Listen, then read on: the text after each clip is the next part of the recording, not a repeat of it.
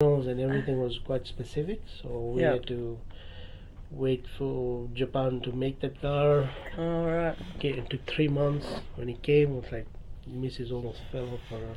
She was like, what the hell did you order? I said, oh no. so I'm panicking and I'm looking at my email. I said, yeah, this is what I signed. Yeah. And they said, oh shit, it's the wrong blue. So waited another 3 months. Oh dear. So I finally got my car, but it took 6 months. Got it sorted. Okay. Yeah, I think I did speak to Nigel and I said, you need to tighten up the process there, you know that. And I said, I'm not sure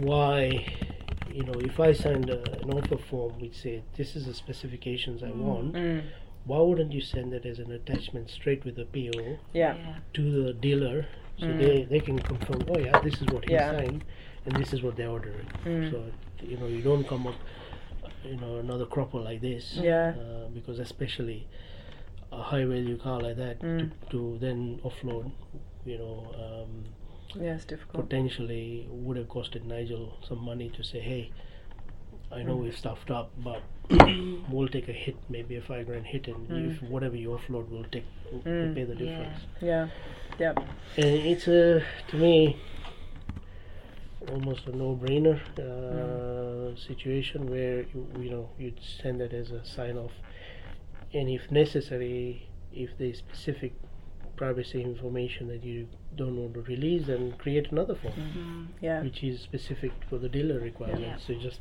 pre-fills it, especially at the moment, because we can use the auto MV glasses. They pull all of the car details in, you know, so you can get the make, model, and then drill down into every single specification.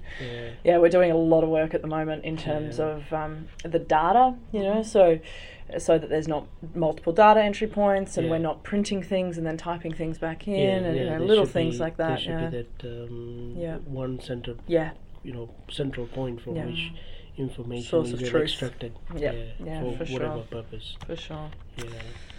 Fleet cards, travel or fuel cards. I did speak to, I think, Adam in the past, where he said, you know, is it possible to get Puma cards? And he said, oh, we don't deal with them. Well, why not? You know, like, I mean, you know, being a lesbian person, it's all Puma here. Right. We've got a Puma there and a Puma here. And we've got one down the hill.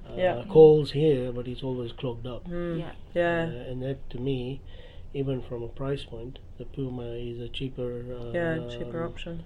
Much more competitive. And sometimes I can see it's like you know, 4 to 5 cents differential between that and DP. So not much, but it adds up over the year. For sure. And it's just another, I guess, offering an option. Why not? You know, maybe in the past, maybe Puma was a small player. I don't think so. That's the case anymore. They're opening. They've just opened one at Glen Forest as well. Actually, soon to be open. They took over Gull, didn't they? Isn't that how? That's how they've increased their stake. And now I think recently, or I was reading in the press that Woolies is selling all their Caltex petrol stations. Right? There's a big deal. Looks like it's going to BP though at this stage, or the Consumer Protection is still trying to figure out if it's going to be allowed. But I think BP is trying to get back into the market. Previously they extracted themselves out, and now they're trying to get back. But that's something that could again move things. For sure. Okay. So when you originally looked at Nevada lease providers, and you mentioned we've got Easy Fleet and Fleet Care are on the panel, what was kind of your main priorities at that stage in finding a provider? Customer service. So when somebody calls up, we wanted pretty much answers straight away, or within 24 hours. Which was somehow lacking from Easy Fleet. Clear communication that was also missing, or information that was being delivered in the right formats. Financial information was or had to be clear, and whoever was explaining knew their business. Not somebody who was doing, I'll get back to you. No, we wanted somebody who knew the products. Also, I guess somebody was connected back to the market, so they can say, oh yeah, whatever make you want, specifications. Okay, that's important. Or they can at least give some advice and say, hey, you might want to think twice about this car. So that's how you see the trend or the history in the past has been everyone who's bought this car has lost money. But we're just telling you right now, up front, be careful. Things like LPI insurance. People who are on contracts or short-term contracts, they say, hey, I advise you to get LPI insurance so that if something does happen to your work, you don't have to worry about the car. You walk away from the car.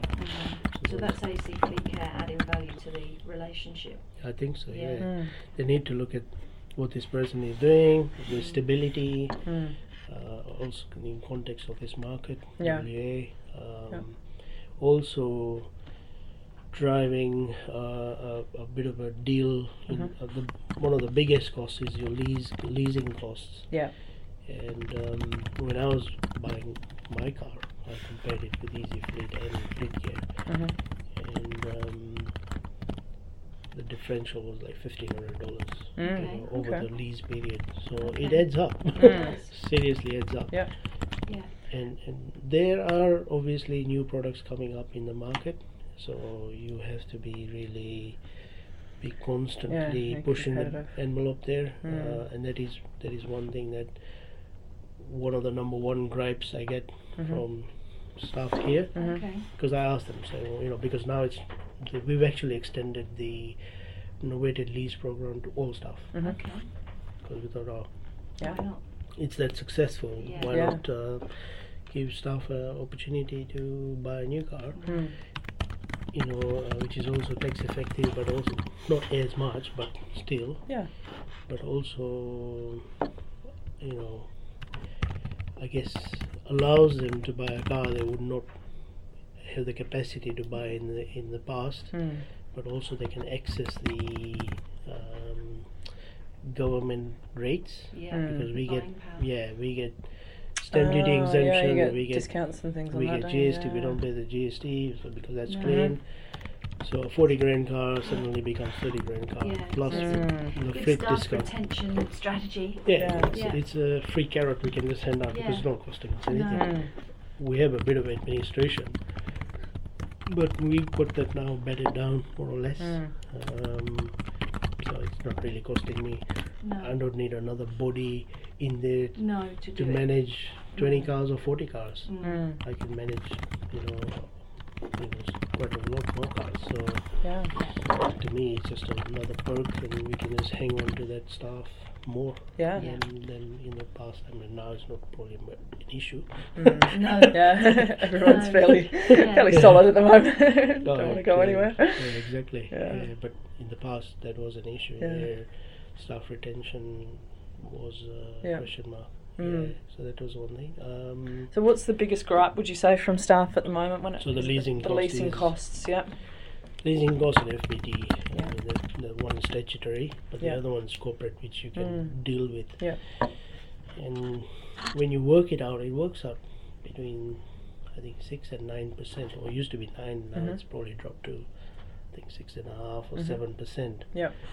And a lot of the times somebody can say, well, I didn't go for the novated lease because I can add it to my home loan and pay 3.5 or 7%. Why should I pay 7% leasing costs? So if it could come down to comparable, let's say 4.5, then the switching point becomes very simple, very easy. And they say, well, okay, the finance component is now resolved. It's now really to the tax benefits. That fuel price of $1.30 is now going to cost me 80 cents or 70 cents, not $1.30. So that's where then they start looking at the other benefits and say, okay, it's also cash flow management. I don't have to worry about it. In terms of insurances, all that stuff. It's all sorted out. It's a tricky one with the interest rates. It's a conversation I've had with Nigel a couple of times, and can I get you some water or anything? Oh, I'm okay. I'm fine, thank you.